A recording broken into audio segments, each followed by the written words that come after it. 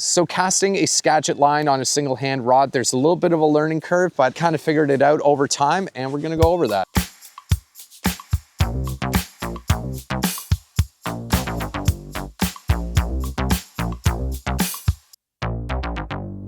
Before we get started, just quickly, the gear that I'm using, it's a little important. 9-foot, 6-weight Orvis Clearwater with the Clearwater reel. For running line, this is Berkeley Trilene, big game, 30 pound. And the Skagit head I am using is the Airflow Skagit Scout 240 grain. And I have a homemade 5-foot floating tip on there, 2.5, 3 feet of 15 pound big game mono just for this demonstration. A little muddler minnow in size 10. Pro tip, stretch everything out before you start. And that is including your sink tip, your Skagit line, and your running line. Make sure that your line goes through every guide. Sometimes if you're not shooting line out there, it could be as simple as that.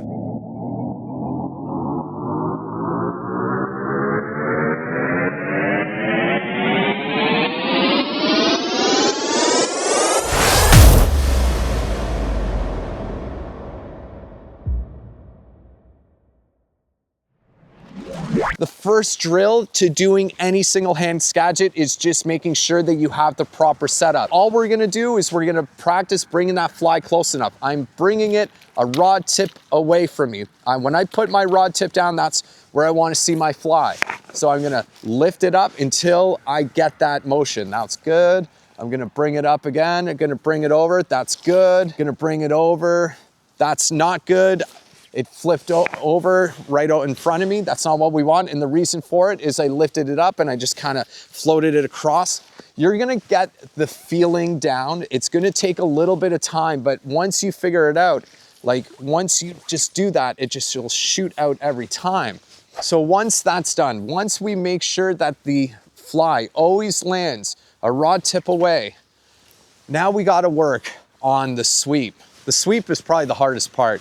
What I would do sometimes is just go like this, just feel that sweep. And I don't care, I would just let the fly and everything just follow, and I would just feel this sweep here. I'd rotate with my hips, I'd get my knees in here sometimes, and then I would just feel that. The last key ingredient is that lift. So we got the sweep going, okay? The sweep's good, but this lift right here, and the lift is getting you into that casting position, that 10 and 2, like this. In order to get to that, you have to sweep gradually up. What I mean by that is I'm gonna sweep and I'm gonna bring it up and then I'm gonna cast it out. That wasn't a good example, but let me do that again. Real time and everything. Okay, so I'm gonna lift, I'm gonna bring that fly over, I'm gonna sweep, lift, and boom, out it goes every time. So I'm just taking a few seconds out of this video just to say, please subscribe to the channel. It means a great deal. I'm trying to get to 10,000 subscribers. So please like, share, and subscribe. We'll talk to you in a bit. Something that really helped me figure out the lift and that proper angle of getting the 10 and 2 down was just having a place like this that doesn't have that much of a current and just going back and forth, feeling the weight of that Skagit line.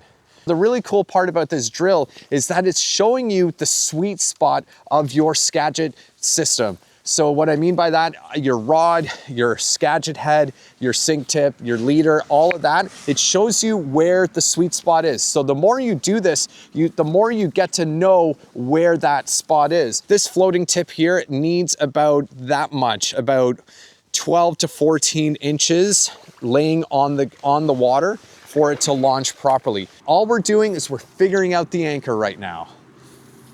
There's the anchor, and you just feel it. You feel when the anchor is right. So I was just doing a little B-roll and I couldn't get a cast off, and I'm like, what the heck's going on? I'm bombing casts today. It's a great day. Let me show you. See that? All these just these little guys right here, these little weeds. Those little weeds are enough to throw off a cast. So Skagit, as tough as it is, sometimes is super delicate. Little things like that will throw it off. Think about it like using a rifle. You hit a twig with a rifle, it's gone. It is a lot easier to do these casts in, I'd say like calf deep, something like this, deep water. When you are in knee deep water, it actually gets harder. And if you are wading up to your chest, it gets even harder. And that is because, well, we have not as much leverage the deeper we get in the water. It's actually really difficult to get casts off when you are learning. Now, when you become a better caster, you can cast in any type of water and you'll be all right. One more really cool thing about single hand Skagit is that you can do this. Hauling. And honestly, it takes single hand Skagit to the next level and you'll be able to cast even further. Just getting to know that is a little bit of a learning curve. Let's go over it. So overhang basically is how much running line do you have from the tip of your fly rod to the end of your Skagit line. And to do a proper double haul, you don't even need that much out. You can experiment with this. As a general rule for me, at least about 10 inches of overhang is about all you need. You're not gonna do a big haul and honestly, it just shoots it out like none other. So now I'm gonna do an overhang of, I don't know, like 2 feet and see how that goes. The sweet spot, yeah, 2 feet, yeah. I'm finding around 10 inches is just about right around there. So let's just bring this guy around and shoot it out. There we go. Yeah, I'm finding 10, 12 inches is about the sweet spot when it comes to double hauling. So there's that. Quickly, the things that we learned. Setting up, making sure that fly is about a rod tip away. You want that fly always a rod tip away. Do some of those drills and get it going. The sweep is one of the biggest parts. Go too fast, you'll blow it out. Go too slow and it just sits there and sticks. So we got to find that proper speed. So we're going to work on that sweep until we get it. And then the last thing is making sure the lift is just right. That lift. And we can go, oh man, I keep catching the sting. The lift right there, boom. When you put all 3 of those together, you're going to just bomb cast out. Add a little hull in it with this single hand Skagit and you'll have fun all day. Just finding a little spot where there's not too many people around is key to being able to bomb these casts out and learn it. I didn't learn this overnight. It took me a couple days, a few hours of really grinding it out, and then it just clicked for me. But these little things that I'm talking to you about in this video are definitely going to help you a lot. It's just another way of fly fishing, and it's a lot of fun. I'm Elaine from Greenhorn Flyhorn. Keep her tight.